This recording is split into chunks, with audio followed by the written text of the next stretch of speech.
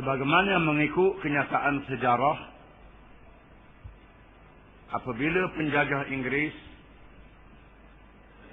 masuk di benua India dan menyerang Afghanistan, begitu juga masuk ke Iran, umat Islam telah menentang dengan jihad dengan sekeras-kerasnya. Mereka tak berjaya masuk di Afghanistan.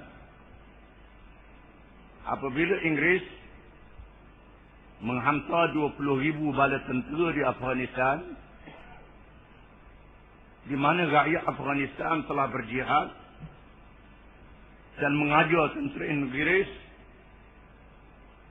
sehingga mereka bunuh semua 20,000 tentera Inggeris, malaikat tinggal seorang saja, iaitulah doktor perubatan yang dihantar balik untuk beritahu kawan-kawan mereka semua telah mati dibunuh. Ini Afghanistan. Dan sehingga hari ini pun Afghanistan terus menjadi medan jihad.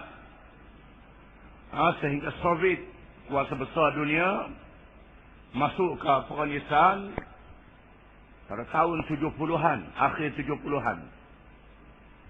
Di mana rakyat Afghanistan telah berjihad menentang Soviet, dan di akhir tahun 80-an Soviet telah berundur daripada Afghanistan dan hancurnya Soviet Union, kuasa besar dunia. Dan hari ini Amerika dengan sekutu-sekutunya daripada NATO masuk lagi ke Afghanistan. Dan peperangan berlaku sehingga hari ini. Betul sebagaimana ucapan seorang penulis Islam, iaitu Amir Shakib Arsalan, dalam bukunya yang besar yang bertajuk Hadir Al-Alam Al-Islami. Shakib Arsalan mengatakan, sekiranya dunia Islam rebah, tiba-tiba di sana masih ada nadi yang berdenyut,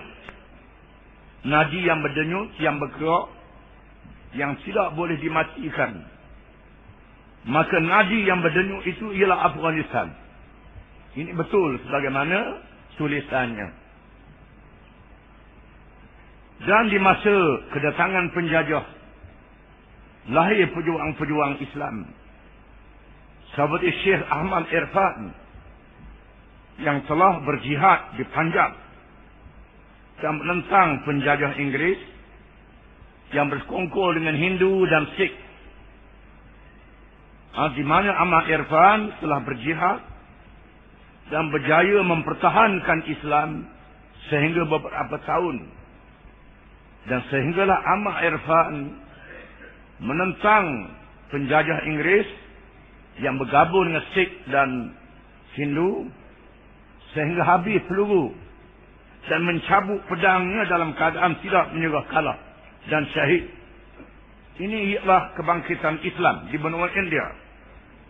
Dan lahirnya ulama Jamaluddin Al-Afghani daripada Afghanistan dan pergi ke Iran, dihalau dari Afghanistan, pergi ke Iran, dia buang negeri ke India, dia buang negeri ke Mesir, di mana Jamaluddin Al-Afghani yang terkenal sebagai seorang ahli pidato yang dapat memberi semangat kepada umat Islam supaya bangkit menentang penjajah, dan orang Islam melawan penjajah di seluruh dunia. Untuk lawan orang Islam, mereka tak berjaya. Tak berjaya dengan senjata.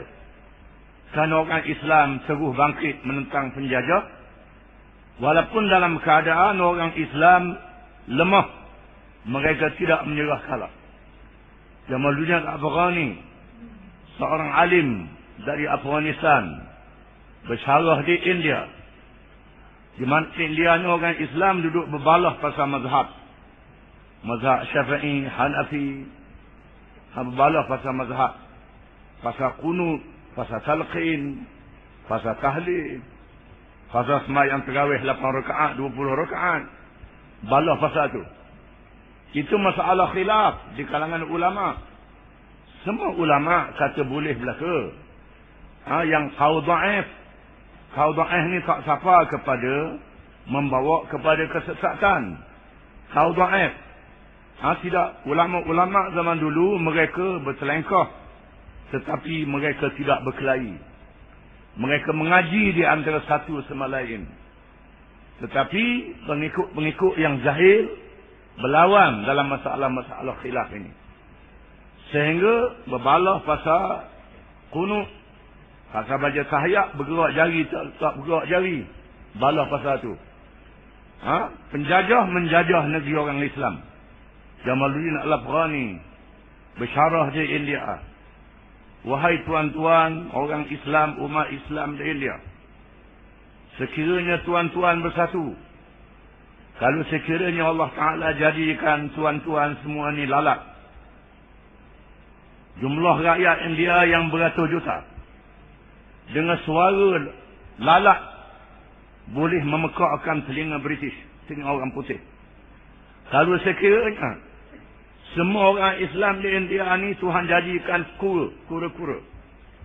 Kalau tuan-tuan bersatu dengan jumlah yang ramai, tuan-tuan pergi berenang, pergi ke England. Dengan jumlah rakyat India yang ramai, tuan-tuan boleh menenggelamkan pulau England dan balik semula ke India menjadi satu umat yang merdeka. Ini ucapan-ucapan yang beranas, yang membangkitkan semangat orang Islam. Jamaluddin Afghani telah dibuang negeri ke Mesir. Dipenjara, dibuang ke Perancis. Pergi ke Turki, pergi ke Lebanon, sehingga mati diracun. Di mana Jamaluddin Afghani dan muridnya Muhammad Ibn Abduh telah berjaya melahirkan ulama-ulama, termasuk di Malaysia, di Indonesia. Mereka ni berjuang untuk menuntut kemerdekaan.